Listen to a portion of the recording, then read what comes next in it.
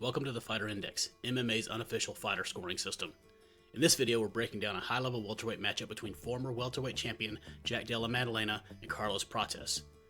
This is a fight that brings together precision and power, two very dangerous strikers with very different approaches to getting it done. Della Maddalena thrives on clean boxing, timing, and composure, while Prates brings range, aggression, and real finishing ability. When you match these styles up, this becomes a fight between who controls the distance, who dictates the exchanges, and who lands first when it matters most. Jack Della Maddalena is one of the most polished boxers in the welterweight division, maybe ever, known for his precision and timing and composure under pressure. His striking is built around clean fundamentals with sharp jabs, tight combinations, and the ability to read openings as exchanges develop. What makes him especially effective is how calm he stays in the pocket. He doesn't rush his offense, instead he picks his shots and makes opponents pay for their mistakes. Della Maddalena is also very efficient. He doesn't waste movement or energy, allowing him to maintain control over the pace of the fight. When he's in a flow state, his accuracy and decision making make him a difficult fighter to outstrike over time. Jack Della Maddalena's style is built around control and precision, but it can be tested by opponents who disrupt his comfort zone.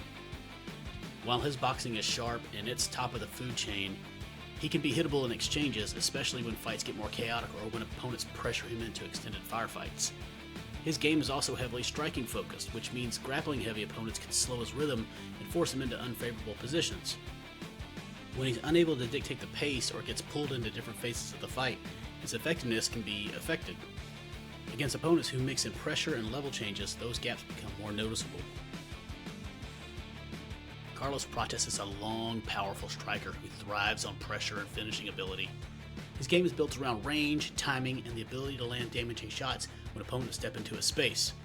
He uses his length well, mixing straight punches and kicks to keep opponents at distance before stepping in with real power. What makes Prates especially dangerous is his ability to end fights suddenly. He doesn't need high volume, just the right moment. He's also comfortable pushing forward, applying pressure that forces opponents to react and opens up opportunities for clean, impactful shots. When Prates finds his range and starts landing, he becomes a serious finishing threat in every exchange. Prates is dangerous offensively, but his style can leave openings, especially against sharp technical strikers. Because he relies on range and power, opponents who manage distance well or disrupt his timing can limit his effectiveness. His defensive awareness can be inconsistent in exchanges, particularly when he's pressing forward looking for damage. If he's forced to fight at a pace he doesn't control, his output can become more reactive than proactive. And while he's capable across phases, he hasn't consistently shown the same level of control in grappling heavy situations, which can slow his momentum. When opponents stay disciplined and don't give him clean openings, his impact can become more limited. Now it's time to break these fighters down using the Fighter Index scale. We break down each phase of the fight and score each skill to better understand the strengths and the weaknesses of a fighter's game. All Fighter Index scores are based on a scale of 1 to 10. Scores are subjective and can change as the fighter evolves from fight to fight. Here's how the Fighter Index works. Each fighter is evaluated across 4 pillars made up of 4 key skills. Every skill is scored on a scale of 1 to 10, where 1 represents a non-functional ability and 10 represents a rare or generational skill. Everything in between reflects a fighter's ability in that area. At the end of the video, the scores are combined to calculate the Fighter Index score. In Pillar 1, Fight IQ and Athletic Tools, this matchup is very close, but with subtle differences in how each fighter approaches this fight. In Fight IQ, Jack Della Maddalena holds a slight edge with an 8 compared to Carlos Prates' 7, reflecting his composure, decision-making, and ability to manage exchanges at a high level. Athletically, the advantage flips. Prates scores an 8 to Jack's 7, bringing a bit more explosiveness, reach utilization, and physical presence that can show up in striking exchanges. In stamina, Jack takes back the edge with an 8 compared to Prates' 7, showing a more reliable ability to maintain pace and efficiency over the course of the fight. And in resolve, Jack again leads with an 8 to Prates' 7, reflecting his composure and ability to stay consistent when the fight gets competitive. So while Prates brings strong physical tools, Della Maddalena's edge in decision-making, cardio, and overall composure give him the advantage in this pillar. Pillar 2, Striking and Stand-Up Defense. This is the pillar that makes me so excited for this fight because it is razor close, with both fighters bringing elite weapons to the feet. In pure striking, they're both even at 9 apiece, but with different styles because Jack Della Maddalena relies on clean boxing and precision and timing, while Prates brings power, range, and dangerous finishing presence. In the clinch, they're both even at 7, both fighters capable of working in tight spaces, Jack with control and short combinations, and Prates with physicality and damaging shots when exchanges close. Defensively, they're even again at 7, showing solid awareness even though both could be hit when exchanges open up. The only separation is in durability, where Jack holds an 8 to Prates' 7, giving him a bit more reliability when absorbing shots and continuing to push his offense. So while both fighters are extremely dangerous on the feet, Jack's slight edge and durability gives him the narrow advantage in a very competitive striking battle. In Pillar 3, grappling and control, let's be honest, neither fighter is defined by their grappling, but there are small edges that start to add up. In wrestling, Jack Della Maddalena holds a slight advantage, scoring a 6 compared to Carlos Prates' 5, showing a bit more reliability in initiating and competing in grappling exchanges when he needs to. In takedown offense, Jack again leads with a 5 compared to Prates' 4, giving him a slightly better ability to mix in level changes and keep opponents honest, even if it's not a primary part of his game. And in top control, they're even at 5 apiece, where neither fighter is known for dominating or draining opponents from top position. The biggest separation comes in Brazilian Jiu-Jitsu, where Jack scores a 7 compared to Prates' 6. That gives him a bit more awareness, composure, and overall threat if the fight hits the ground or transitions into grappling exchanges. So while neither fighter is likely to rely heavily on grappling, Jack's small advantages across multiple areas give him the overall edge in this pillar.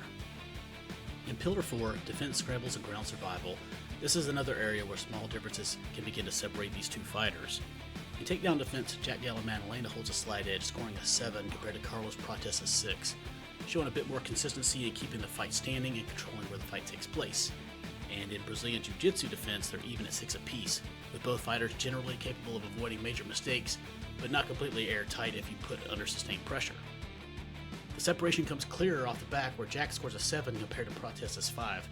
Jack is more comfortable and more capable of staying active, creating space, and avoiding dangerous situations, where Prates is less proven in those positions. In scrambles, Jack again holds a slight edge, scoring a 7 to Prates' 6, showing a better ability to navigate transitions and recover positions when things get messy. So while both fighters are competent defensively, Jack's advantages in takedown defense, activity off his back, and overall composure in transitions give him the edge in this pillar. So when you step back and you look at everything across the 4 pillars, this is where the fight really starts to take shape. It goes beyond individual skills. It's about how those skills come together when both fighters are actively trying to enforce their style. Who's setting the tempo, who's managing the distance, and which phases of the fight start to matter most. Even though this matchup is competitive in several areas, once you piece together what each pillar is showing, a clearer picture starts to emerge of how this fight unfolds. In Pillar 1, Jack Della Maddalena's composure, cardio, and decision-making stand out. He's more consistent in how he manages exchanges and more reliable as the fight progresses, while Prates brings explosiveness but slightly less proven control over extended moments. On the feet in Pillar 2, this fight is extremely close. Both fighters are dangerous and capable of landing clean, but Jack's slight edge and durability gives him a bit more confidence in extended exchanges, while Prates' power keeps every moment competitive. In grappling in Pillar 3, we all know that neither fighter is looking to rely heavily on it, but Jack still holds small advantages in initiating exchanges and staying composed if the fight hits the ground. He's just a bit more reliable across positions, even if it's not the main path for him or Carlos. Defensively, in Pillar 4, Jack again separates slightly. He's a bit more consistent in keeping the fight where he wants it. He's more active off his back, and he's more comfortable navigating scrambles and transitions when things get a little messy. So this fight is going to be dictated by how clean it stays. If it's a technical striking battle, both fighters have success, but Jack's durability and composure give him a slight edge, while Prates becomes more dangerous the more he can turn moments into power-driven exchanges. Now let's take a look at both fighters' paths to victory based on what we learned from the 4 pillars. Jack Della Maddalena's path to victory centers on control, timing, and forcing Carlos Prates into a more measured striking battle. Across the 4 pillars, Jack's biggest advantages come from his fight IQ, cardio, durability, and overall defensive reliability, so the key is making those qualities matter over time. On the feet, he should be using his boxing, composure, and pressure to win clean exchanges without getting reckless against Carlos Prates' power. If Prates starts loading up or trying to dictate range, Jack needs to stay disciplined, work behind the combinations, use his jab, make the fight more technical than explosive. And if the fight shifts into grappling or scrambles, Jack's slight edge in there gives him a layer of control. For Della Maddalena, this fight is about staying composed, extending the pace, and turning it into the kind of fight where his consistency and sharper decision making can take over. Carlos Prates' path to victory centers on range, power, and making Jack Della Maddalena deal with a more dangerous kind of striking fight than he wants. Across the four pillars, Prates' clearest advantages come from his physical tools and finishing ability, so the key is to use his length, his pressure, and power to keep Jack from settling into clean boxing rhythm. On the feet, Prates needs to control distance, land the harder shots, make every exchange feel high risk. If he can force Jack to think about the power coming back, how expensive every exchange is going to be, it can slow down the pace and disrupt the kind of measured fight that Jack prefers. Prates also needs to keep this from turning into a layered or grappling heavy fight, where Jack's small advantages in defense and control can start to matter more. For Prates, this fight is about striking first, striking harder, and turning the exchanges into the kind of fight where one clean moment can change everything. Now, with everything broken down across all four pillars, we know exactly where Jack Della Maddalena and Carlos Prates are dangerous and where they're vulnerable. This is where it all comes together. The individual skill scores are combined to give each fighter a single fighter index score, giving a clear snapshot of who's more complete across every phase of the fight. When the numbers are finalized, Jack Della Maddalena comes in with a 7.0 fighter index score compared to Carlos Prates' 6.4. The difference reflects Jack's consistency across multiple phases. His composure, defensive reliability, and ability to manage pace give him a slightly more complete overall profile. Prates' power and finishing ability keep the fight dangerous at all times, but across a full fight, Jack's advantages in decision-making, durability, and control give him the edge on paper.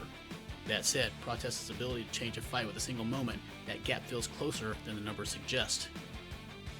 And that's the breakdown for Jack Della Maddalena and Carlos Prates using the fighter index. This one comes down to control versus danger, whether Jack can keep the fight technical and consistent, or Prates can turn it into the kind of exchange where his power becomes the deciding factor. Now I want to hear from you. Who do you think takes this fight, and are there any scores that you change based on how you see it playing out? Let me know what you think in the comments, and if you enjoyed this breakdown, make sure to subscribe so you don't miss the next fighter index analysis. See you on the next one.